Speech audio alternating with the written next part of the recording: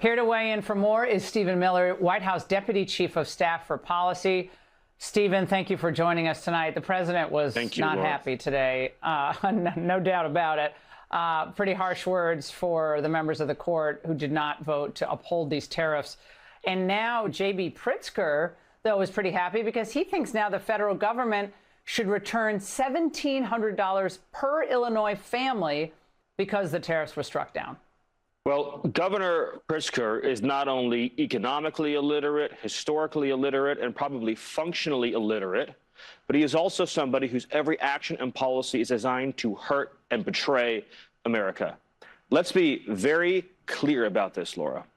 President Trump got elected in large part to bring back our supply chains, reshore our manufacturing base, bring back our jobs from overseas. Over the last year, his historic program of tariffs has done exactly that. That's why we've seen record job growth, record wage growth, and record reshoring of vital manufacturing jobs.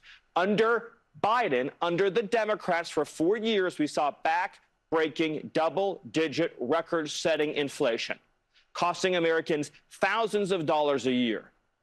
Many Americans tens of thousands of dollars a year. That's what Pritzker supported. President Trump has brought inflation down to 1.4%, an ideal benchmark rate according to economists. So that's the comparison point here. But let's talk about the Supreme Court for a second. Justice Thomas said so brilliantly and eloquently, the language of the statute is clear.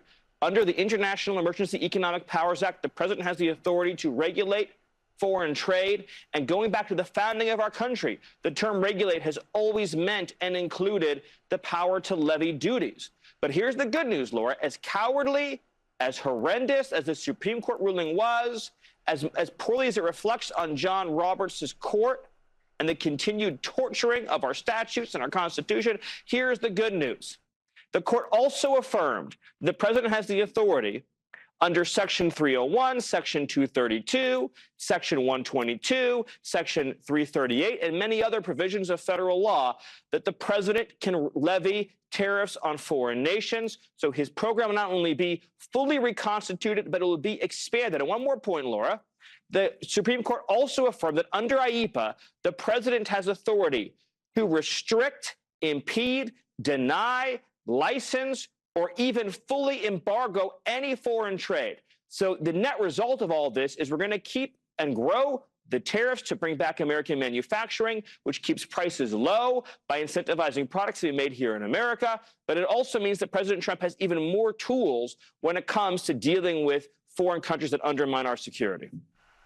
Yeah, I mean, certainly the Supreme Court had no problem, trying to find the right language, the ambiguous language to justify Obamacare. I think Kavanaugh pointed that out in his dissent. And so, but now this is some tortured interpretation of this statute when historically this has always been a prerogative of the president and Congress, obviously, if Congress actually had the guts to do this, which we know it does not, Stephen. Right, but that is why Congress gave this authority to the president, because you cannot separate out the regulation of trade with foreign countries from the conduct of our foreign policy. That's why Congress enacted the International Emergency Economic Powers Act in the first place. And again, as Justice Thomas pointed out in his dissent, it's the same basic statutory construction that Nixon used in his day to levy tariffs. And nobody at the time questioned the meaning of those words. So again, as you mentioned, the Supreme Court is torturing the plain meaning of the statute. It's a shameful ruling. It's a cowardly ruling.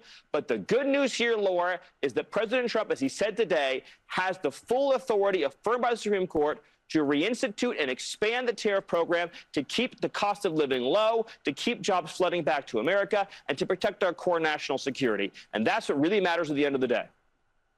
Stephen, Democrats, media types are saying the president is endangering the lives of Supreme Court justices by the language he used to describe them today. They should be ashamed of themselves, embarrassments. Just, I don't know if he used the word disgrace, but and that was a big topic of conversation, that this is going to increase the threats against justices. To that, you say?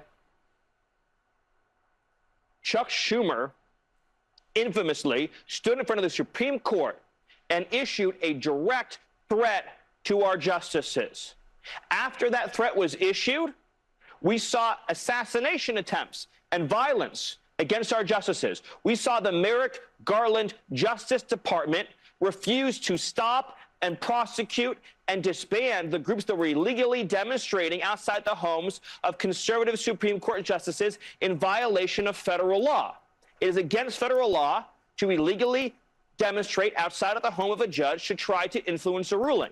It's the same group of people who have fanned the flames of assassination all over this country. This administration under President Trump has moved heaven and earth to find the domestic extremists in this country who are trying to kidnap, murder, and assassinate and bring them to justice.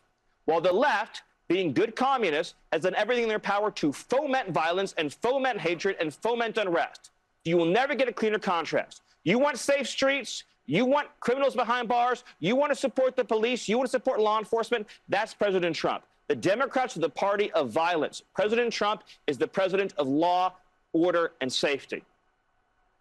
Stephen, what a day. I thought it was predictable ruling by the court. I was hoping for otherwise, but it really didn't surprise me. And push came to shove. But here come the 302, 223, 122. We're going to have a lot of tariffs coming for us.